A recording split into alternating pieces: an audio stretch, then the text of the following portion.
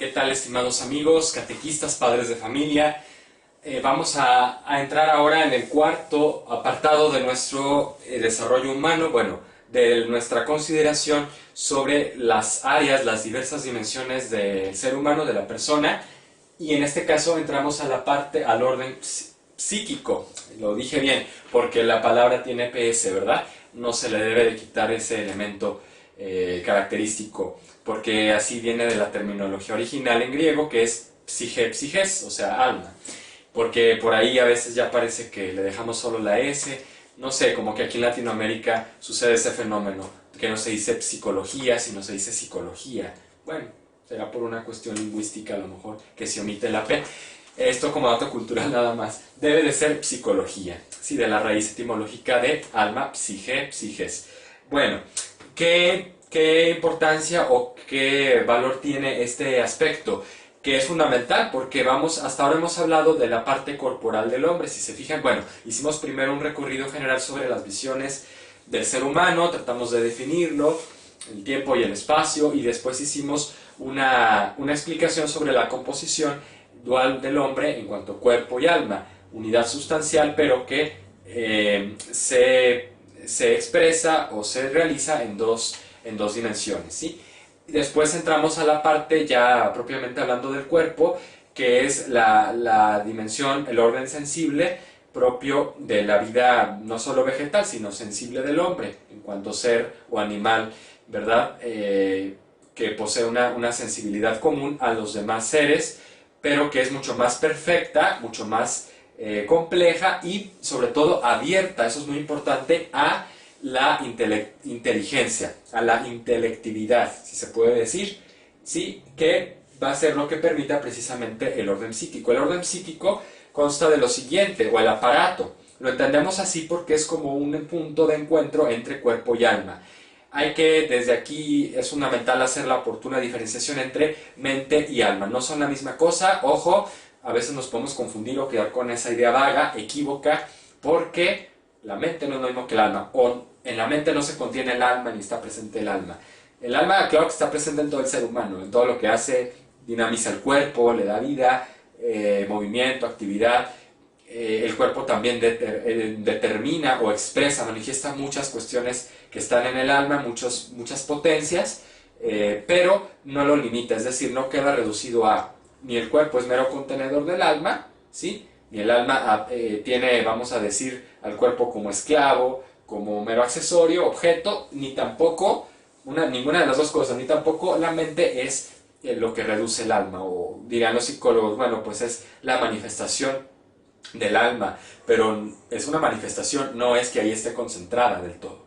Es por tanto, diríamos, un puente, esa sería la definición quizá más precisa, más acertada, un puente o resultado de la unión entre el cuerpo y el alma, un aparato, un elemento que permite la comunicación, la adecuada interacción y relación entre ambas dimensiones. Por eso decimos puente entre las dos dimensiones. La psique es la mente, se diferencia del alma. El alma es esa dimensión propia del hombre, el principio unificador de su persona, es inmortal, ya decíamos, es atemporal, no está limitada a las circunstancias físicas o corpóreas, trasciende las mismas, sí, permite ordenarlas, permite manejarlas, dominarlas, ¿sí? No está por tanto dentro ni absorbido por ellas. En cambio la mente sí que tiene que ver más con la cuestión corporal, pero a la vez con la cuestión anímica, es decir, es un factor ahí de conjugación, ¿sí? La mente permite que se manifieste también las facultades, se realicen las operaciones, les decimos nosotros mentales, porque es la operatividad, vamos a decir, del intelecto. Cómo trabaja el intelecto también en relación con el cuerpo que posee el individuo. Constitutivos de la psique o del alma. Bueno, antes de hablar de temperamento, decir que, por supuesto, el alma tiene la mente posee unas cualidades que son, tiene una sensibilidad, por supuesto, una inmanencia, como ya habíamos mencionado la palabra.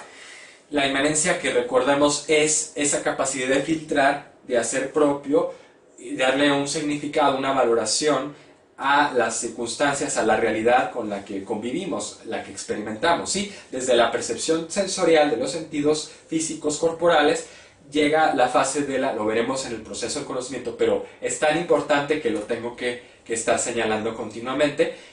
Los sentidos internos, la memoria, la imaginación y el sentido común, o la cogitativa que se denomina, son facultades, son sentidos internos con los que trabaja la mente, ¿sí? Para recrear experiencias, significados, darle un valor, un sentido, un orden, distinguir aquello que es benéfico para el individuo de lo que es perjudicial, de modo que uno lo acepta, otro lo rechaza, lo evita, ¿verdad? De ahí después el intelecto va a intervenir para ya definir qué son las cosas, cómo son, y tomar decisiones, posturas con respecto a lo que conocemos, ¿verdad? Bueno, vamos a hablar de constitutivos dentro de la psique humana, que son el temperamento.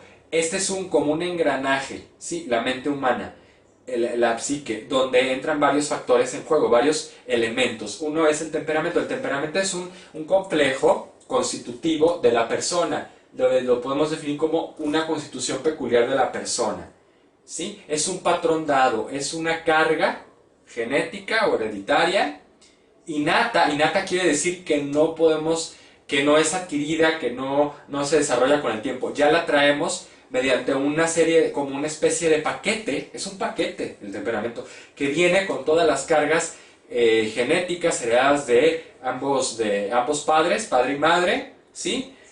De sus constitutivos hereditarios genéticos, y que plasma una nueva potencialidad para el individuo en cuestión, ¿sí? Que en este caso va a trabajar con todos esos elementos que se conjugan de una manera a veces pues sin pensar, o sea, no planeada, no deseada. El papá no elige que tenga ciertos elementos de su ADN, de su carga hereditaria genética, y la mamá otros no. Es algo que sucede simplemente, que se da. No podemos decir del todo que al azar o de manera fortuita, porque ya en cada individuo, en cada alma humana que es infundida en un cuerpo, ¿verdad?, que se da en una nueva persona, tiene una finalidad específica. Cada individuo es específico, original, irrepetible, único, y va a desarrollarse en su persona, en su ser persona, de una manera especial, original. Por eso esta composición le va a servir para desarrollarse mejor, con una peculiaridad específica. Es potencia. Potencia significa capacidad. Un paquete que contiene muchas cualidades, muchas especificaciones, modos de ser, actitudes, posibilidad de reaccionar ante las experiencias, ante las situaciones, que de ahí se van a delimitar precisamente todos los tipos. Lo llamaremos la tipificación o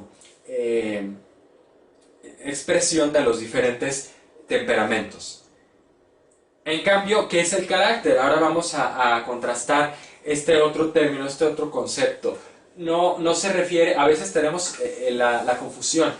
Hablamos de temperamento como si fuera carácter, o de carácter como temperamento. A veces decimos, esta persona tiene un carácter muy fuerte, o muy agresivo, muy serio, ¿sí? O muy poco carácter también, o no tiene personalidad. A veces caemos en esos equívocos terribles, porque estamos reduciendo el carácter al temperamento, o la personalidad, ¿sí? mi propia manera de ser como persona, de yo desarrollarme y de lograr autodeterminarme como persona, a mi temperamento ya dado. Y eso no es, ¿de acuerdo? El temperamento no reduce todas las potencias, toda la capacidad que tiene el individuo de formar su personalidad. El carácter tampoco. El carácter, vamos a definirlo, ni siquiera es el temperamento. El temperamento está ya dado por la carga genética, por ese paquete genético, hereditario, que ya nos viene dado, con una serie de características propias, ¿sí?, para desarrollar la personalidad. Pero eso lo va a trabajar el carácter. El carácter son los rasgos o aspectos del temperamento, ¿sí?, que se despliegan del temperamento para encauzar o educar mejor el desarrollo de la persona. Esto es algo que se puede trabajar porque es acto y conforma tres aspectos, que es emotividad, actividad o resonancia. Es decir, hay personas, como decimos, que tienen el carácter más fuerte que otras, carácter fuerte o débil, en la terminología común, pero se podría decir que es en función de qué tan intensa es la emotividad, qué tan alta la actividad o la no actividad, ¿verdad? De ahí que se habla de activo-pasivo, o la resonancia, qué tanto retiene, qué tanto le deja huella a las experiencias, ¿sí? O qué tanto no. Entonces estos son componentes o son expresiones como se da el carácter, como podemos entender el carácter a partir de lo que ya le es dado a la persona en su carga genética, en su paquete, patrón innato, hereditario, ¿sí? Que va a desarrollar. Es acto a diferencia de la potencia. La potencia es una capacidad que está ahí, ¿sí? Podemos decir cualidades, es como tener la piedra, la piedrita, o el diamante, o la perla, lo que sea, en bruto, que todavía no está esculpida. El carácter lo que va a permitir es desplegar todas esas potencias, todas esas cualidades, de la mejor manera, saberlas encauzar en un equilibrio, en un desarrollo equilibrado, para que logre una perfección, ¿sí? Una mayor composición. Bueno, vamos a dar paso ahora sí a nuestro recorrido temperamental o caracterológico, si se puede decir. Recordemos entonces que temperamento es aquella carga, ese paquete genético hereditario de cualidades, de potencialidades propias de nuestro ser, de nuestro aparato psíquico, cómo nos vamos a comunicar entre cuerpo y alma, ¿verdad? Cómo vamos a hacer ese puente a partir de diversos componentes. Y el carácter es el que va a manifestar los componentes precisamente de emotividad, de actividad y de resonancia de nuestro temperamento. Es decir, aquellos elementos que vamos a poder nosotros guiar, que vamos a poder trabajar y encauzar de la mejor manera con un temperamento dado. Vamos a decir entonces, Charles George Darwin se nos propone como el prototipo de una persona amorfa, con este tipo de temperamento. Amorfa, del término griego a, privativo alfa, sin, que no tiene, forma, morfé, morfés, ¿sí? Sin forma, no es una persona que quiera decir, indefinida, una masa ahí como amorfa, etérea, no. Es una persona que quizá tenga rasgos difíciles de distinguir en cuanto a su expresividad. A veces nos va a costar trabajo entenderla, va a ser un tanto introspectiva, no le va a preocupar mucho el diálogo, la confrontación de ideas, como nos lo propone el ejemplo de este científico, bueno, de este biólogo inglés del siglo XIX. Darwin era considerado por muchos científicos como hostil a la fe, no era muy dado a que sus ideas fueran puestas en diálogo, ¿sí? A ser discutidas, perdón, discutidas. Tenía siempre que conservar, digamos, la esencia de lo que él estaba buscando en sus experimentos, en sus investigaciones. Su carácter era poco dado a las controversias ideológicas y era de índole pacífica. O sea, él evitaba los conflictos, él evitaba los debates. Prefería hacer su trabajo, realizarlo, y pues a quien le gustara que bien y a quien no le gustara, pues le daba igual. Sí, simplemente él trataba de seguir adelante, de no perder, digamos, nunca la paz o la tranquilidad porque a alguien le gustara o no le gustara su manera de explicar las cosas. En este caso, pues los presupuestos sabemos evolutivos, ¿verdad? Sobre la generación del mundo, sobre las especies, lo que llamaba la selección natural, en fin. No nos vamos a detener tanto en su vida, sino en el aspecto caracterológico, es decir, en él predominaba, en su ser temperamental amorfo, una poca emotividad, más bien no emotivo, como está señalizado allá, no activo, disculpen, no activo y primario. Es decir, una persona que pasaba de una cosa a otra rápido,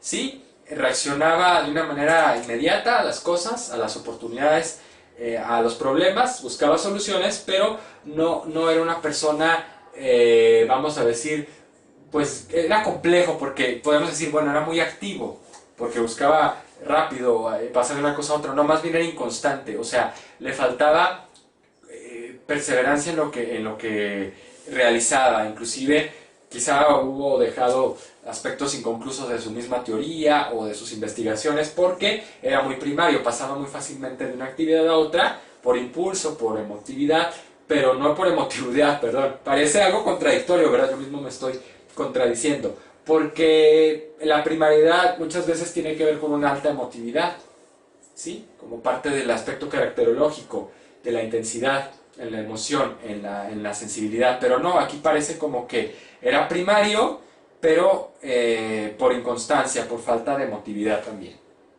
Vamos al siguiente, este ha sido un tanto difícil. A ver con qué vamos a ir haciendo el ejercicio. No lo veamos esto con una visión meramente teórica, ¿sí? De espectador. No, tratemos de irnos identificando, poniendo los zapatos, verificando o identificando con qué patrón caracterológico o temperamental, ¿sí? Sea por los elementos del carácter, unos más expresivos, más presentes que otros, o por las características del temperamento, en cuanto a cualidades o potencias, se van a manifestar más en mí, para ir tratando de definir, de acertar en el tipo de carácter que, si no lo sé, pues yo poseo, ¿verdad? Tengo dado para el tipo de temperamento, perdón, para trabajarlo. Ver también en mis elementos caracterológicos emotividad, lo repito, actividad y resonancia, que priva más o que está más presente, qué tanta emotividad hay, así como actividad y resonancia, ¿sí? Es decir, capacidad de que las cosas me afecten, que dejen un impacto, una huella en mí, como una inmanencia de alguna manera, ¿sí?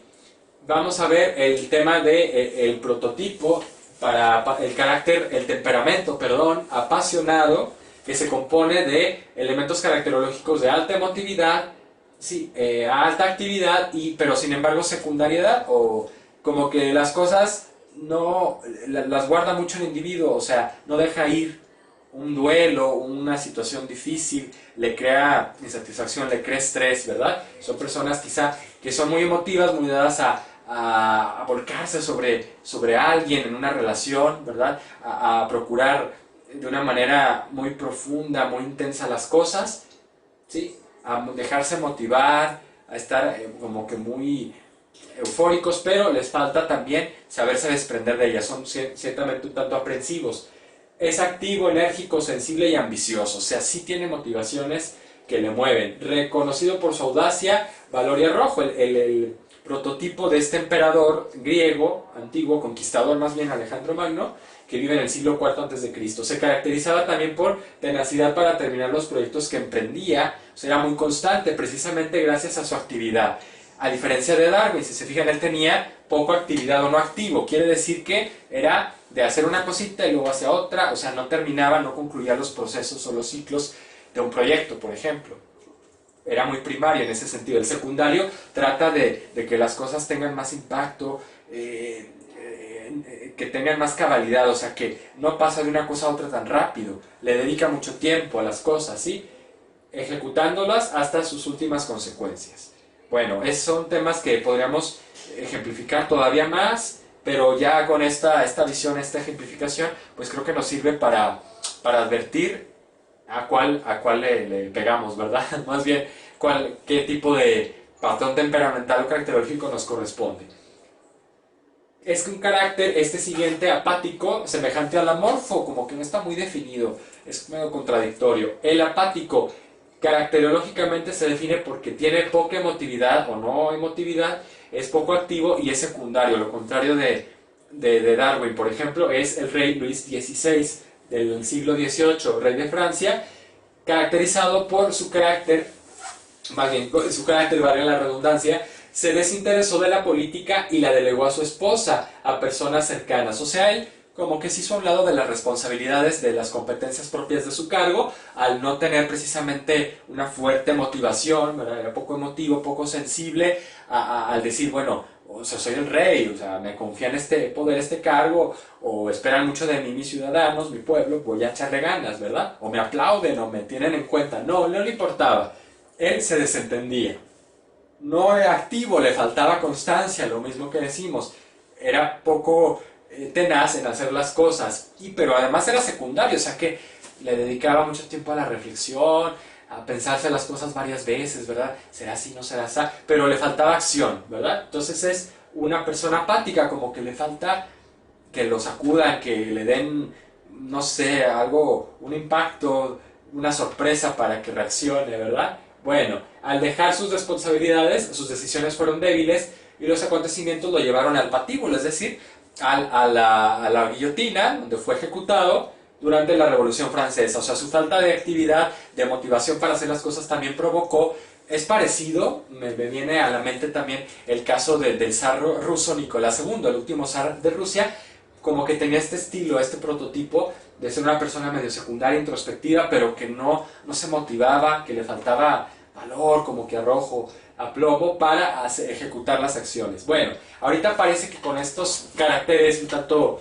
distintos, amorfo, apático, que igual los que nos están escuchando podemos, quizá todos, tener algo de esto, podría parecer como que es una mirada, una consideración negativa. No, también esto que permite, bueno, el ser una persona secundaria con una tendencia caracterológica o un carácter con un rasgo secundario me permite tomarme el tiempo para analizar mejor las situaciones, ¿verdad? O sea, no todo es malo, no es que eso me tenga que dejar nada más pasivo, pero también tengo que batallar en cuanto que me tengo que automotivar, tengo que buscar otras maneras de hacer las cosas, ¿verdad? No simplemente desentendiéndome o relegándolo a otras personas, porque esto también trae consecuencias. Entonces veamos qué son aquellos elementos que están en juego en nuestro temperamento, de qué rasgo o aspecto caracterológico predomina más.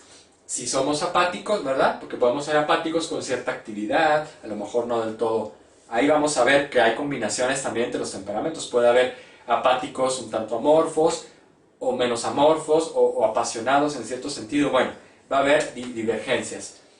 Y cada uno debemos de buscar la manera de confrontarlo. Si se fijan, este material, o sea, estos elementos que estamos describiendo, sirven bastante bien de base para el desarrollo de lo que explicamos desde el tema anterior o bloque anterior, para los primeros temas, sobre el FODA, el análisis FODA. Lo recalco porque es muy importante para el desarrollo de nuestro proyecto formativo. Si queremos realmente que estos temas nos impacten, tengan un eco, una resonancia en nosotros, una aplicación, pues necesitamos que primeramente esos elementos los pongamos bajo la lente, bajo la óptica del FODA, de ese cuadrante, ¿se acuerdan? De diagnóstico. ¿Qué fortalezas encuentro? A lo mejor mi ser secundario es una fortaleza, mi ser no activo es una oportunidad o una debilidad, o mi poca emotividad también puede ser una amenaza, no sé, ¿verdad? O que yo me deje que precisamente por esos rasgos las situaciones no me impacten como deberían impactarme, ¿verdad? Las experiencias o las relaciones interpersonales o mis responsabilidades, como en el caso del rey. En fin, sepamos distinguir, poner todo sobre ese cuadrante para que, les digo, esos temas vayan adquiriendo peso, vayan dejando huella en nosotros. Vamos a seguir con, si el tiempo no nos traiciona, no nos agota, disculpen. Napoleón Bonaparte, un prototipo del temperamento colérico, ¿sí? ¿De qué se puede definir el colérico? Bueno, ¿cómo se puede manifestar? Primero, la descripción. Ya sabemos que Napoleón Bonaparte fue un personaje importante en la Revolución Francesa, el conquistador también, podemos decir un tanto más apasionado que ¿cómo se llama este señor? Que Alejandro Magno, que ya pasamos, porque tiene rasgos que ya le apuntan a un temperamento más bien colérico. Un poquito el colérico es mucho más fuerte, ¿sí? Inclusive la sangre, como dicen, es más pesada que la del apasionado. O en aspectos sí, en aspectos no. Es fuerte, determinado, ¿sí? Le gusta hacer las cosas con energía, le dedica mucho tiempo, le dedica pasión también. Con constancia, es rebelde, duro como el granito, es necio, o sea, le cuesta salir de una idea ya trazada, de un proyecto, a lo mejor, ¿verdad? Por eso son buenos estrategas, como en el ejemplo de Napoleón. Capaz de tomar decisiones fulminantes, de decir, esto no funciona, vamos a la solución extrema, ¿verdad? Que algo no está bien. Hablando de Napoleón, pues él tenía que ser muy proactivo y muy determinante en sus estrategias. ¿Por qué? Porque pues tenía encima... vamos a decir, ostentaba una responsabilidad muy importante como emperador, que llegó a ser en Francia, porque fue conquistador, estaba exportando las ideas revolucionarias, pero a la vez sentía que pues eso era un peso muy, muy pesado, valga la redundancia, muy oneroso en sus espaldas. Necesitaba saber tomar las mejores decisiones rápidas y oportunas. Actividad irrefrenable, o sea, son muy activos. Si se fijan, alta emotividad, alta actividad y primariedad, o sea, reaccionan rápido, ¿sí? Que si hay un problema vamos a resolverlo, y si ven que alguien se detiene, le piensa mucho, no resuelve, como en el trabajo. Planteémonos esta dimensión temperamental en nuestra vida, identificando hacia dónde apunta nuestro temperamento, cómo está conformado en nuestra realidad familiar, laboral, ¿sí? En nuestra vida diaria, cómo nos manifestamos, ¿sí? Como en el caso de Napoleón, luchaba de primera línea con gran valor. Tiene, si se fijan, no todo es malo, tiene ciertas cualidades. Ojo, podrán ser fortalezas, que es fuerte y determinado, que lucha en primera línea con valor. Vuelvo al esquema FODA, ¿se fijan? Identificar que es aquello positivo, que está como fortaleza, como anclaje, que me da una buena base de trabajo en formación humana, pero aquello que también necesito yo potenciar, que necesito aplicarme para controlar, a lo mejor ser menos aferrado a las cosas, bajarle un poquito 2 rayitas a mi actividad, pensar más las cosas, no ser tan emotivo y tan primario, que luego no pienso bien las mejores decisiones. Por eso se cree que a Napoleón lo traicionó también su falta de secundariedad, ¿verdad? Era muy primario, entonces no pensó ciertos escenarios y pues fue capturado en la batalla de Waterloo, desterrado o encarcelado en la isla Elba. Sí, me parece que ahí, y pues ahí fue también, ahí pasó sus últimos días, ¿verdad? Sucumbió, o decir, fracasó en su misión como estratega o como conquistador. Bueno, tenemos ahora el carácter flemático, caracterizado, primero lo digo, por una poca emotividad o cero, alta actividad y alta secundariedad. Aquí estamos encontrando diferencias, ¿se fijan? Divergencias en cuanto al patrón caracterológico o a los rasgos del carácter que van a conformar este temperamento. Tomás de Aquino fue un teólogo, filósofo de gran calado, de gran impacto en el siglo XIII, como vemos aquí, en la Edad Media. Bueno, él era de temperamento flemático, era callado, prudente, o sea, así como el amor fue en cierto sentido, no se involucraba mucho en problemas, era más bien tranquilito, ¿verdad? Se guardaba, se cuidaba, guardaba silencio. Sus compañeros le apodaron el buen mudo porque pues era muy dado al estudio, a la investigación científica, filosófica, pero no entablaba mucho diálogo, era poco dado a la sociabilización, ¿sí? San Alberto Magno dijo de él, lo llamáis buey mudo, pero os digo que su mugido resonaba en el mundo entero. Bueno, esa es una cualidad, si vemos una fortaleza que tuvo él de cómo trabajó ese aspecto. Su capacidad reflexiva, su introspección le permitió llegar a lo profundo de las cosas, de las cuestiones más importantes sobre la filosofía y la ciencia en su época, y llegar a dar grandes aportes, ¿verdad? El metódico y constante en el trabajo, o sea, que es una persona tenaz, perseverante, que busca un método, que busca una manera de hacer las cosas, laborioso. ¿Sí? Muchos de nosotros quizás lo seamos o lo seamos poco, ahí habrá que ver, ¿verdad? ¿Dónde está? Si es mi fortaleza o es mi debilidad, o también es una amenaza, que pues soy muy perezoso, o que dejo que siempre estoy esperando que se me digan las cosas. Modesto y suave en sus formas. Bueno, tenemos este complejo caracterológico, temperamental, para que identifiquemos. Voy a ir un poquito más rápido porque el tiempo apremia, simplemente para que lo vayamos ilustrando con estos ejemplos. Que dicho sea de paso, lo tengo que decir, están tomados de este libro, de este manual de antropología que se llama Explícame la persona, del autor al que ya me he referido, el padre Ramón Lucas Lucas, filósofo, antropólogo, que tiene muchos libros. De hecho, este curso está basado también en lo que un servidor pudo desarrollar a partir de los conocimientos ofrecidos, aportados por la antropología filosófica, ¿sí? El autor tiene libros como Horizonte Vertical, como Espíritu Encarnado, etcétera, donde ya son manuales, son tratados un poquito más densos de antropología. Este libro tiene más bien ilustraciones, ejemplos, un poquito más para un diálogo, para un coloquio, de cómo entender a la persona en sus componentes y en sus elementos.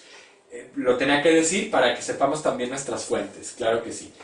El carácter nervioso, bueno, el temperamento, vuelvo a lo mismo, ¿se fijan? Carácter van a ser ese complejo de rasgos que se van a manifestar: emotividad, actividad y resonancia. Temperamento va a ser el conjunto de ellos, es decir, la carga genética propia, el paquete con el que vengo, ¿sí? Que recibo, genética y hereditariamente, pero que va a tener esos rasgos caracterológicos que voy a poder yo controlar, que voy a poder atenuar si es el caso, si son muy intensos, bajarle 2 rayitas, como decimos, o motivarlos, propiciarlos, lograr un adecuado equilibrio, para que mi carácter me sirva para mi mejor desarrollo. Mi temperamento, aunque sea amorfo, me sirva porque yo sé equilibrar cada uno de los aspectos, ¿sí? Que conlleva. Frédéric Chopin, Chopin, un compositor y pianista, un músico del siglo XIX. Bueno, era exhibicionista, le gustaba mucho la presumidera, la vanidad, ¿verdad? Y el qué dirán, siempre que estén hablando de él, con gran sentimiento de lirismo romántico. Bueno, tenía una sensibilidad muy propia, de ahí su emotividad para las letras, para la música, para los sonidos, las armonías. De ahí que fuera un gran y talentoso compositor, que desarrollara una obra, ¿verdad? Una creación excelente. Por otra parte, era melancólico introvertido, o sea, tenía ese aspecto, suena extraño porque dice que es primario, ¿verdad? Que pasa de una actividad a otra, no emotivo, o sea, como que le faltaba también constancia. Introvertido, pero extremadamente emotivo. Quizás su emotividad hacía también que fuera primario, ¿se fijan? O sea, no es que el ser no activo me lleve precisamente a ser inconstante, no. Puede que la emotividad también me permita de un momento a otro dedicarle más tiempo a una actividad o un proyecto. Es frágil, ¿sí? Bueno, vamos al siguiente. Sanguíneo, ya hemos estado repasando, creo que ya nada más nos faltan dos. Ay, perdón. Sanguíneo es caracterizado por poca emotividad, alta actividad y primariedad.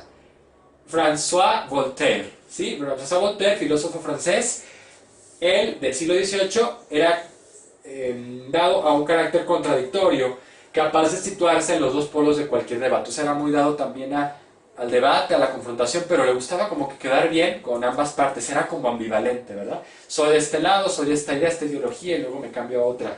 Soy medio como que inestable o no bipolar. Puede que algunas personas bipolares tengan un poco de sanguinidad, pero no. Poco fiable, burlón, sarcástico, o sea, como que no te fíes de él porque te puede traicionar. Es una persona ambivalente, decíamos. Rechazaba todo lo que fuera más allá de la razón, por eso fue radicalmente anticatólico. O sea, una persona que por una parte, o sea, bueno, que en este aspecto de la fe como que no sabía poner en su justo valor las cosas, que decía todo lo que venga de Dios, de la teología, pues es contra la razón, ¿sí? Cuidado, porque a veces pueden ser personas un tanto bipolares, un tanto extremistas. Su no emotividad, su alta actividad y primariedad lo hacen que viva de la inmediatez, como que no se toma el tiempo para reflexionar más las cosas, para pensarle bien a lo mejor a los debates, por eso cambia de ideas, por eso es a lo mejor muy radical de un momento a otro en lo que discute o en lo que propone, ¿verdad? Y le falte como que más tiempo, ojo con esto también en las relaciones interpersonales, quienes sean sanguíneos, dados mucho a no escuchar a las personas, como que a no prestarles atención, buscar siempre soluciones rápidas, o que, a ver, ¿qué me estás diciendo? Ve al grano, ve al punto, ¿verdad? Como que no tengamos mucha paciencia, bueno, cuidado. Sentimental es otra caracterología importante, compuesta por una alta emotividad, no actividad y secundariedad, ¿sí? Muy alta resonancia, mucha aprensividad de las experiencias y de las cosas. Gustavo Adolfo Bécquer, un poeta español del siglo XIX, hombre de múltiples contradicciones, lleno de luces y sombras, al igual un poquito que el sanguíneo, pero este dista o se diferencia en cuanto a que es muy emotivo, si se fijan, y es secundario además. Sí le da importancia a las cosas, las reflexiona, les da varias vueltas, como dicen también, las rumea, ¿sí? Las trae en la cabeza, una y otra vez, vive entre el sueño y la razón. Por eso le afloraban muchos pensamientos, muchas ideas creativas, de ahí que sea un destacado poeta de la literatura española romántica realista, se navega como que en una transición, ¿verdad? Para quienes sean amantes del arte. Profundamente emotivo, romántico, bueno, ahí lo está diciendo. Entonces de esto destacar pues la importancia que tiene, ya lo dijimos, ¿no?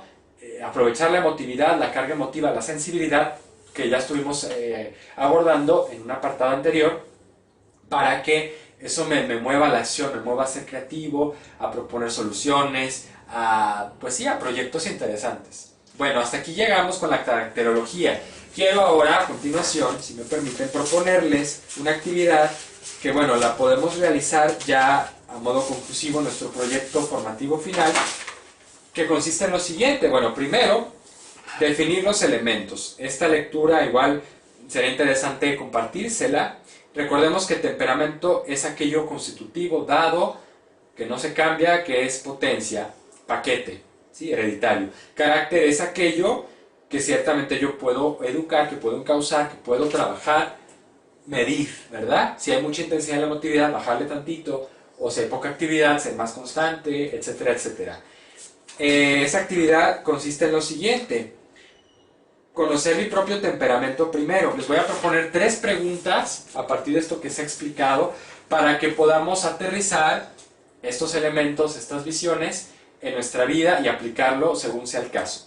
¿Qué beneficios obtengo de trabajar este tema? Hacer una reflexión para poder encauzarlo en mi proyecto final. Repito, ¿qué medios voy a poner? ¿Sí? Primero, ¿a qué me ayuda este tema de los temperamentos? Segundo, ¿qué tengo que hacer para obtener este beneficio? ¿Sí? O sea, ¿qué medios voy a poner para conocer mejor mi temperamento? ¿Sí? A lo mejor dedicarle una buena lectura, relectura a estos temas o a otros que pueda haber, desde luego, sea bibliográfico o en internet, que te impediría lograrlo. O sea, ¿qué limitantes obtengo? Y es que no es otra cosa más que lo que ya les proponía en el análisis FODA: saber hacer un adecuado balance de diagnóstico con lo que cuento. Vuelvo a lo mismo, de cada uno de estos ir identificando más o menos yo en cuál categoría entraría: nervioso, flemático, ¿verdad? Colérico, no sé, sentimental, sanguíneo, ya lo repasé. Y nos vamos a los primeros: apático, apasionado o amorfo. ¿En cuál entro? ¿Sí? Con sus más y sus menos. Es decir, yo no me puedo identificar al 100% con Darwin, o con Tomás de Aquino, o con Alejandro Magno, etc. Voy a tener rasgos en la caracterología diferentes que tengo que advertir, que tengo que identificar a partir del FODA: fortalezas, oportunidades, debilidades y amenazas. Hagamos siempre ese ejercicio, por favor, que nos va a servir para identificar, hacer un escaneo, una adecuada radiografía y un diagnóstico oportuno de nuestra realidad en cada uno de los niveles o aspectos, dimensiones, ya por recalcar, en nuestro desarrollo humano. Estamos a continuación abordando un siguiente tema. Les agradezco el favor de su atención, como siempre. Estoy abierto a sus dudas, preguntas o consultas.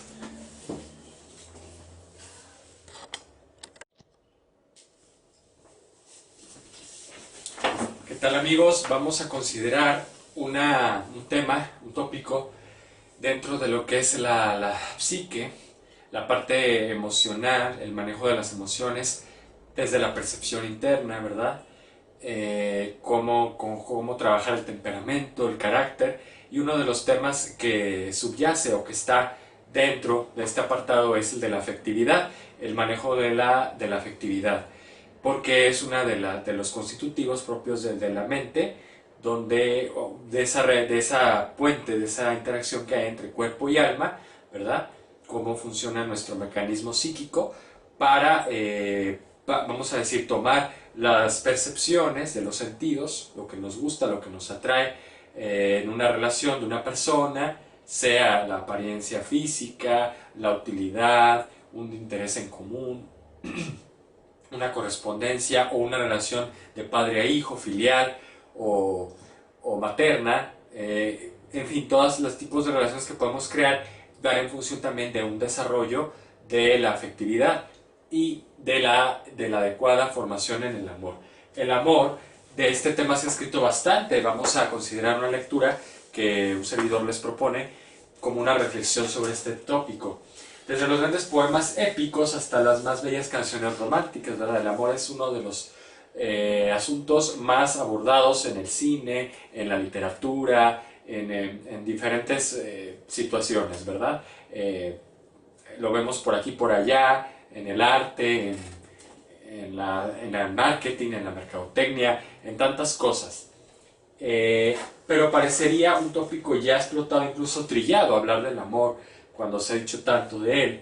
Pero al ser un asunto tan trascendente, quizá el que más entre todas las cuestiones humanas, por eso es importante abordarlo, para que se le dé su adecuado valor, su adecuada ponderación, y no se deje nada más ahí como, bueno, el tema de los afectos, así como el carácter, se tiene que trabajar, pues sí, y de qué manera. Es importante poner los medios, tener las directrices claras sobre en qué consiste la afectividad, cómo hay que tratarla, para que sea sana, para que sea ordenada, y no se vuelva un desorden, ¿verdad? Una situación ahí de conflicto, de frustración o de apegos también hacia las cosas, no solo hacia las personas, que nos pueden crear insatisfacciones. Es el que más de todos los trascendentes de la persona. Bien vale la pena reflexionar en aquellas causas que hacen del amor algo insondable e inagotable. ¿Cuál es entonces el principio, diríamos, o la razón más grande de los sentimientos, de la más excelsa virtud o del más codiciado don? Fíjense, ¿se puede considerar un sentimiento el amor? Sí, en cuanto que es una interacción de emociones, ¿verdad? Una reacción, como digamos que son los sentimientos, propia del hombre, una reacción a veces un tanto tranquila, constante, de la sensibilidad hacia algo que nos atrae, movidos por la pasión propia que subyace del deseo, ¿verdad? Ante un bien presente, próximo o ausente. En este caso más bien próximo o ausente, algo que deseamos poseer, gustar, disfrutar, ¿verdad? ¿Cuál es entonces el principio de este sentimiento? Como ya dijimos, de esta excelsa virtud. El amor también es una virtud a trabajar, como las que consideramos ahorita, sobre todo la fortaleza. Es una virtud que se tiene que acrisolar, aquilatar, hacerse sólida en el ejercicio diario de un hábito de entrega, de disponibilidad, de amabilidad, que conlleva muchas otras virtudes o actitudes. Toma en cuenta, ¿verdad?, la paciencia, diferentes características. ¿Cuál es entonces este principio? Ciertamente diremos que la razón fundamental es el deseo o apetito natural de todo ser humano por resultar deseado, conveniente y valorado por quien se es.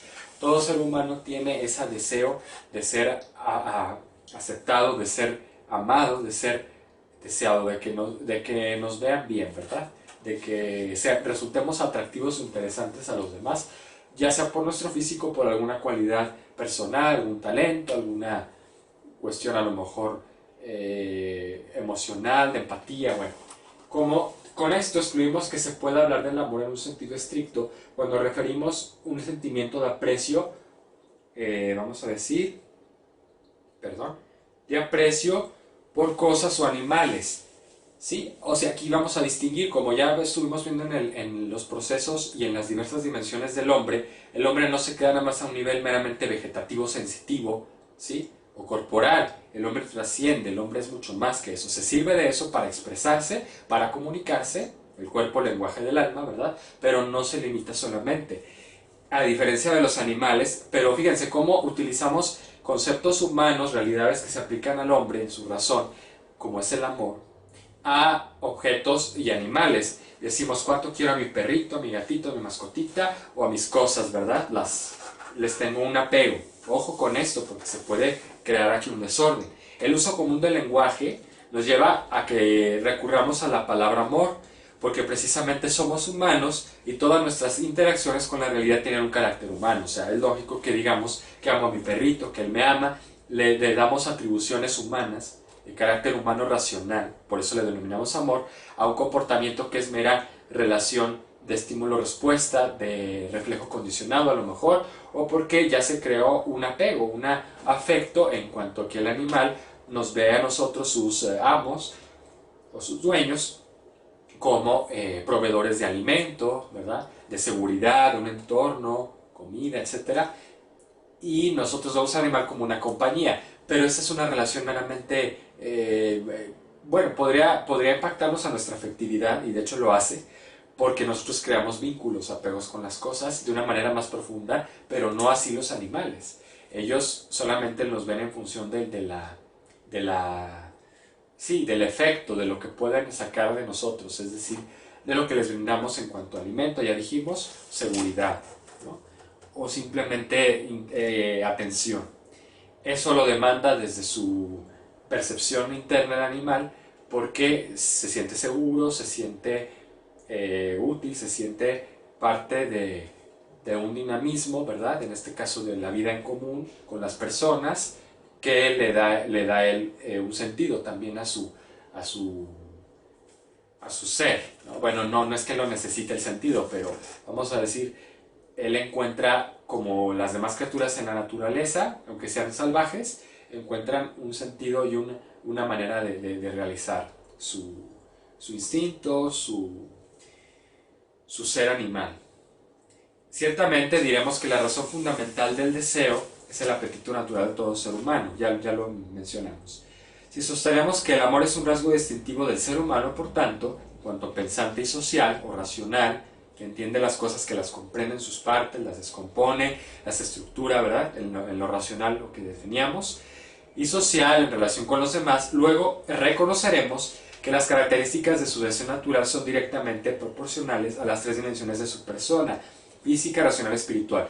O sea, que el hombre busca hacerse querido, aceptado en los tres órdenes, no solo por lo que es físicamente, en su apariencia externa, sino también en su modo de percibir, de sentir, de comunicar, ¿sí? Y de conocer, y también en su inteligencia, su voluntad, en su querer, con todo lo que conlleva, ¿sí? Es así que el interés de resultar deseado se denomina eros, mientras que el de ser conveniente o de ser útil, el ser interesante, se denomina filia, ¿sí? Y agape, aquello que el hombre se valora por quien es, ¿sí? Aristóteles, en su Ética Nicómaco, en su tratado sobre la ética, el actuar humano, que lo interviene voluntad, el deseo, el amor, etc., y la amistad, sostiene que la forma más perfecta de esta relación humana es la que se da por bondad o virtud, es decir, porque yo aprecio a la otra persona por quien es, con su manera de ser, su temperamento, sus cualidades, defectos, sensibilidad, como sea, pero porque aprendo algo de ella, porque la estimo, porque a lo mejor no necesariamente es mi pariente, sino es una amistad, una persona que me es interesante, ¿sí? Pero porque la sé valorar en su conjunto, no nada más por un beneficio inmediato, ya que no solo es por cuestión de compartir un placer, donde radica el aspecto del eos, ¿verdad? Del placer, del deleite, del deseo, de la inmediatez sensorial, ¿sí? O por la conveniencia o utilidad de la relación, filia, como de padres a hijos o viceversa, donde pues son mi descendencia, ¿verdad? Es una manera de perpetuarme en el tiempo, de dejar huella, de dejar una impronta en mi vida con un hijo, con una hija, ¿sí? No solamente es por eso, sino porque por de dos o más personas que se quieren, el simple hecho de ser quienes son, reconocerse en la verdad. Se trata de reconocer en el otro a alguien único, original y irrepetible que merece lo mejor, o sea, un fin en sí mismo, ¿sí? Como diste al principio personalista, formulado por el filósofo Immanuel Kant en el siglo XVIII, decía que la persona debe ser siempre tratada como un fin y no como un medio. Ahora bien, es cierto que cada nivel tiene su sentido e importancia. En la actualidad, sin embargo, el eros, ¿sí?, está sobrevalorado, o sea, el deseo, el placer sensorial inmediato en una relación de persona o con una cosa o con un animal, ¿sí? El hecho de que se absolutice el simple deseo sexual o placer, te quiero mientras me complazcas o me sienta satisfecho, sienta maripositas, sienta endorfinas, sienta hormonas que me hacen, pues sí, tener placer, tener una sensación agradable, ¿verdad? Mientras me complazcas, propicia cada vez más frustración en las relaciones, háblese de personas, porque quema y altera dichas etapas. Se habla de etapas en las relaciones interpersonales como noviazgo, perdón, ante toda amistad, noviazgo y matrimonio. Fácilmente hoy en día vemos que se saltan las etapas, ya no son novios, están en un proceso de conocimiento mutuo, ¿sí?, de convivencia, de relación, de compartir momentos, intereses. No, ya se trata de practicar, tener relaciones íntimas, sexuales, ¿verdad? Ya como si viviéramos en relación marital, o sea, conviviéramos juntos, cuando la persona tiene un dinamismo propio, tiene una serie de etapas también en su fisiología, en sus constitutivos psíquicos, en su inteligencia, voluntad, en su espiritualidad, que necesita tiempo, vivir cada etapa de una manera gradual. En cambio se queman esas etapas porque se empieza a cosificar a la persona, porque ya no me interesas nada más por tu aspecto físico, o ya no solo por tu manera de hablar, o etcétera, por alguna característica de determinada dimensión, sino porque ya te quiero como mía, cosa mía, ¿sí? Te quiero poseer y utilizar y explotar a mi antojo. Propicia cada vez, por tanto, frustración. Y lo que es peor, despersonaliza el amor, lo desvirtúa de su ser personal, ¿sí? Ya veamos que persona es una sustancia individual de naturaleza racional. O sea, alguien que vale por sí mismo como fin, que es único y irrepetible, lo que estamos mencionando en cuanto a individuo, que es racional, que se comprende a sí mismo y se hace comprender al otro, se complementa, ¿verdad? ¿Qué pasa? que se convierte en un juego, en un entretenimiento donde no importa quién es, quién se es, quién está enfrente de mí, con quién estoy compartiendo el tiempo, con quién inclusive estoy en la relación, sino el placer que me ofrece, la utilidad inmediata. Entonces el ego se sobrevalora y la filia también. Es en este contexto donde las personas también son fácilmente suplantadas por cosas o animalitos. Como esas cosas sí se pueden explotar porque no son racionales, no tienen libertad, no tienen voluntad propia, simplemente tienen un instinto dinámico, mecánico, para realizar un fin a nivel meramente sensitivo y corporal, pues yo las utilizo porque me son útiles y yo las puedo manipular a mi antojo. ¿Sí? Cuidado con esto de hacer apegos a los animalitos o cosas porque me siento insatisfecho con las personas. Es decir, sustitutos que se pueden controlar y explotar, pero que jamás logran ganar el lugar de una persona en el corazón. O sea, el hombre jamás, por eso Dios en el Génesis, a través del autor sagrado, nos dice que el hombre no debe estar solo y que se da cuenta que las criaturas que están a su alrededor pues no le satisfacen, no lo complementan al 100, porque no están en el mismo nivel, en la misma dimensión que él. ¿Sí? Le falta mucho a los seres animales o a las plantas para llegar a ser como el hombre, más bien son cosas que el hombre va a utilizar, ¿sí? Seres de los cuales se va a servir para conocerse mejor, para valorarse más y crecer, ¿no? Corporal y espiritualmente. En cambio, las personas son fines en sí mismos, no son simples medios. Hay una canción con la que quisiera concluir, cuya letra es muy explícita y es muy acertada también en lo que dice, porque es del famoso cantautor José José, ya fallecido. Dice: el querer es la carne y la flor, es buscar el oscuro rincón, es morder, arañar, besar, el deseo fugaz, volátil, ¿verdad? Que diviene, que cambia, es deseo fugaz. El que ama, en cambio, la otra cara de la moneda, del amor, no puede pensar, todo lo da, todo lo da. El que quiere, otra vez volviendo al eros y a la filia, pretende olvidar y nunca llorar, nunca sufrir, nunca padecer, no entregarse, no comprometerse, quiere todo fácil. ¿Cuántas veces en nuestras relaciones pasa esto? Esta lectura no la hagamos simplemente de espectadores, sino analicémonos nuestra propia situación, cómo tratamos a las personas. Ahora que estamos en el confinamiento, a nuestros hijos, a nuestra pareja, incluso a nuestros animalitos, démosle el justo valor a cada persona o a cada cosa, a cada ser, a cada individuo. Nunca llorar y sufrir, dice: el querer pronto puede acabar, el amor no conoce el final. Y es que todos sabemos querer, pero poco sabemos amar. Qué fácil es querer, qué fácil es seguir el deseo, la pasión, la concupiscencia, ¿verdad? El apetito concupiscible que se manifiesta en la parte corporal como el deseo, o en la ira, ¿verdad? No tener un bien, el orgullo, la soberbia de no sentirme como que importante para alguien, dueño de algo también, eso nos puede traicionar. ¿Por qué? Porque es un dinamismo pasional que a veces no nos permite que intervenga nuestra inteligencia y razón, iluminen esa realidad de decir: yo no solamente dependo de eso, ni tampoco la persona se queda solamente en un disfrute pasajero, ¿sí? Sensorial, es mucho más, ¿sí? Yo le tengo que dar un tiempo, le tengo que dar una importancia, un valor, ¿sí? Un espacio para que también ella ame, para que también ella sea a sí misma, no pretender que se adecue siempre a lo que yo quiero. Entonces eso es el amar, ¿sí? Es buscar darle al otro su valor de fin, ¿sí? Su importancia, su tiempo necesario, no simplemente en cuanto a la utilidad inmediata. Bueno, con esto quería tocar el tema de la afectividad para que tengamos en cuenta esa triple tipificación de su expresión en el amor: eros, filia y agape. Distingamos cada una de estas fases. Son fases que van concatenadas. Claro que, como bien dice aquí, todas las personas, ¿sí?, deseamos y esperamos ser interesantes, ser deseadas, ser apreciadas, ser valoradas y ser amadas, porque partimos de nuestra misma realidad corporal, ¿sí? Nuestro aquí y ahora. Y la atracción sexual es importante también, ¿sí? Los vínculos afectivos a nivel físico, ¿sí?